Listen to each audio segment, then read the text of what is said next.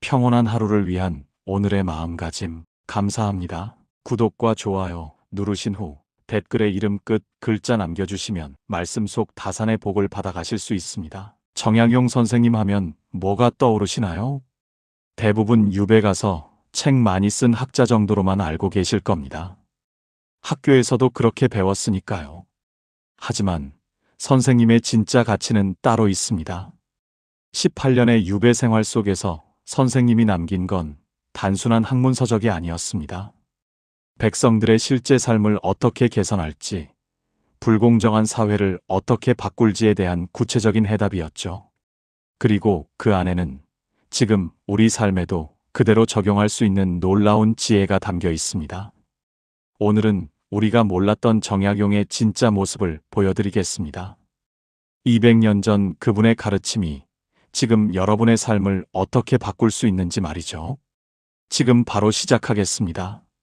사람은 나이가 들수록 새로운 지식을 쌓는 일보다 이미 알고 있다고 믿어온 생각을 다시 들여다보는 일이 더 중요해집니다.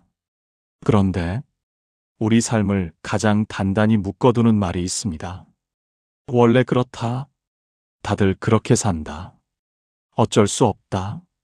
이 말들은 사람의 선택을 멈추게 하고 마음을 굳게 만들며 노후의 길까지 좁혀버립니다.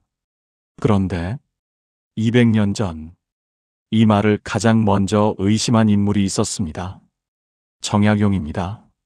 많은 분들이 정약용을 유배지에서 책을 많이 남긴 학자, 목민심서를 쓴 관리, 그 정도로 기억하십니다.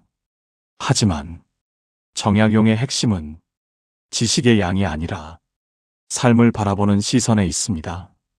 오늘 이 시간에는 정약용이 평생에 걸쳐 던졌던 아주 현실적인 질문 3가지를 살펴보려 합니다. 이 질문들은 성공 비법도 아니고 출세 전략도 아닙니다. 사람 때문에 덜 상처받는 법, 노후에 마음이 덜 흔들리는 법, 지금의 삶을 조금 더 가볍게 만드는 지혜입니다. 지금부터 정약용이 남긴 삶의 방향을 바꾸는 질문을 차분히 풀어보겠습니다. 첫 번째 질문입니다. 지금까지 당연하다고 여겨온 것이 혹시 잘못된 건 아닐까? 정약용이 살던 시대에는 주자학이 절대 기준이었습니다. 지금으로 말하면 상식이었고 규칙이었고 숨 쉬듯 받아들이는 질서였습니다. 사람은 태어난 자리에서 벗어날 수 없다. 가난은 개인의 탓이다.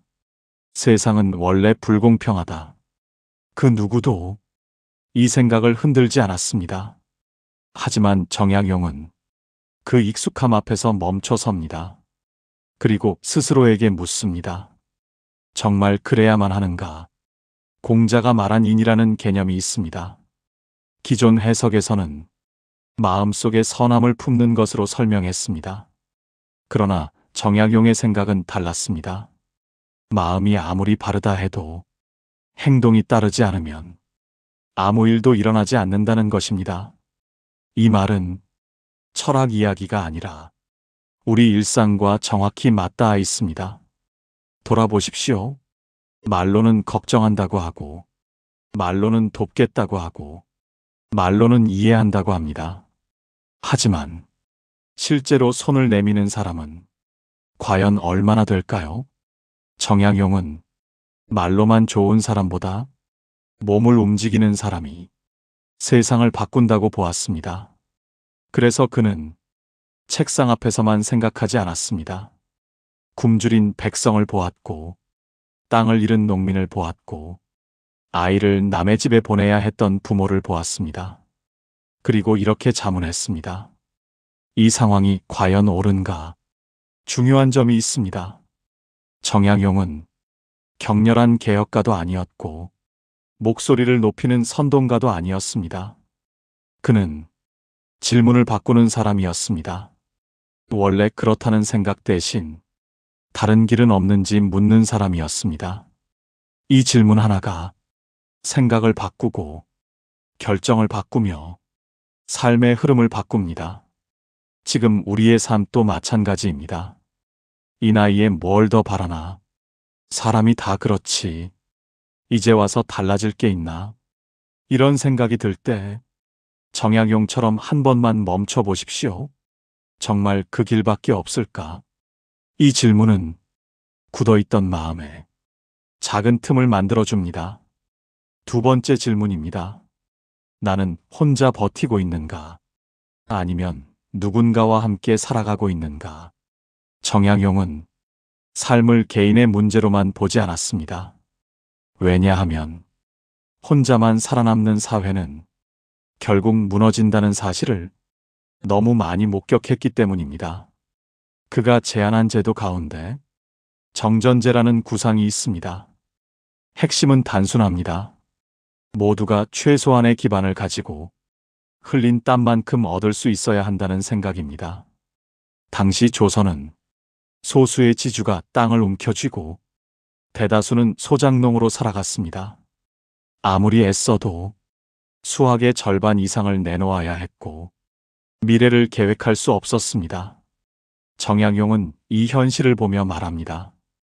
이건 개인의 능력 문제가 아니라 구조의 문제다.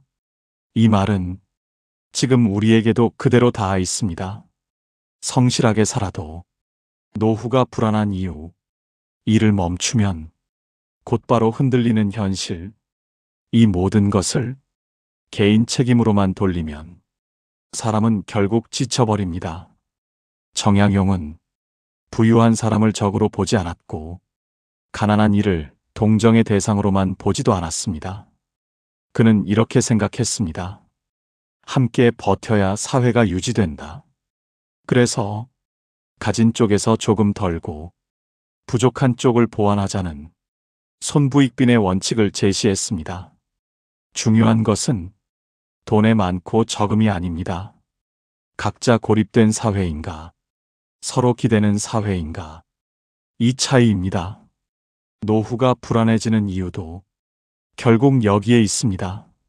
몸이 아플 때 기댈 사람이 있는지, 마음이 무너질 때 말을 건넬 사람이 있는지. 정약용은 이 문제를 개인의 운으로 넘기지 않았습니다. 그래서 호라비와 과부, 고아와 독거노인, 환자와 재난 피해자까지 하나하나 살피며 필요한 도움을 구체적으로 고민했습니다. 200년 전의 일입니다. 왜 그렇게까지 했을까요? 약자가 무너지면 사회 전체가 함께 흔들린다는 사실을 이미 알고 있었기 때문입니다. 이 질문을 지금 우리 삶에 대입해 봅시다. 나는 지금 혼자 버티기만 하며 살고 있는가? 아니면 누군가와 삶을 나누고 있는가? 그리고 내 주변에는 서로 의지할 사람이 남아 있는가? 이 질문은 앞으로의 외로움을 미리 줄여주는 질문입니다. 세 번째 질문입니다. 이 선택은 과연 누구를 편안하게 만드는가? 정약용은 새로운 기술과 도구를 기꺼이 받아들인 사람이었습니다. 그러나 기준은 분명했습니다. 사람을 살리는가? 아니면 더 지치게 하는가? 수원 화성을 축조할 때 그는 거중기를 고안했습니다. 무거운 돌을 소수의 인원으로 옮길 수 있었고 공사는 빨라졌으며 사람의 부상도 줄었습니다. 정약용은 이것을 진짜 발전이라 보았습니다. 그의 판단 기준은 단순했습니다. 사람의 삶이 나아졌는가? 오늘날 우리는 편리함 속에 살고 있습니다. 하지만 시간은 더 부족해졌고 관계는 더 얕아졌으며 마음은 더 외로워졌습니다. 정약용이 지금을 본다면 아마 이렇게 물었을 겁니다. 이 편리함은 누구를 위한 것인가? 이 질문은 우리 삶 전반에 적용됩니다. 일의 방식도, 인간관계도, 돈을 쓰는 선택도 마찬가지입니다. 나를 살리는 방향인가? 아니면 나를 소모시키는 길인가? 정약용은 삶을 복잡하게 설명하지 않았습니다. 항상 이 기준으로 되돌아왔습니다. 사람을 살리는가? 아니면 닳게 만드는가? 마지막으로 정약용의 인간적인 모습을 하나 전하겠습니다. 그는 완전한 성인이 아니었습니다. 천주교 박해가 시작되었을 때 그는 살아남기 위해 신앙을 내려놓았고 비판적인 글도 남겼습니다. 형제를 잃었고 가문은 무너졌으며 18년이라는 긴 유배를 감내해야 했습니다. 비겁하다고 볼 수도 있습니다. 그러나 유배지에서 그는 멈추지 않았습니다. 백성을 위한 글을 썼고 다음 세대를 위한 생각을 남겼습니다. 그의 삶이 전하는 메시지는 분명합니다. 완벽하지 않아도 된다. 중요한 것은 멈추지 않는 것이다. 이 말은 지금을 살아가는 우리에게도 깊게 닿습니다. 후회가 남아도, 선택이 아쉬워도 지금부터 다시 생각하면 됩니다. 정약용이 우리에게 남긴 것은 위대한 업적이 아니라 삶을 붙잡아주는 질문입니다. 당연함을 의심하고 있는가?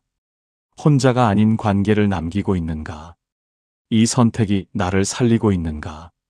이 세 가지 질문만 마음에 남겨두어도 삶의 방향은 달라집니다.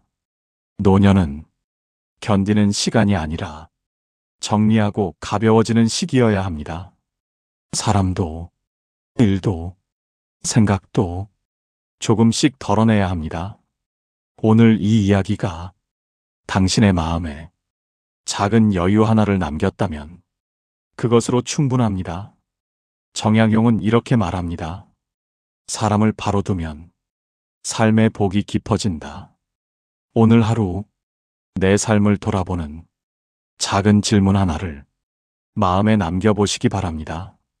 오늘도 당신의 하루가 조금은 편안해지기를 바랍니다.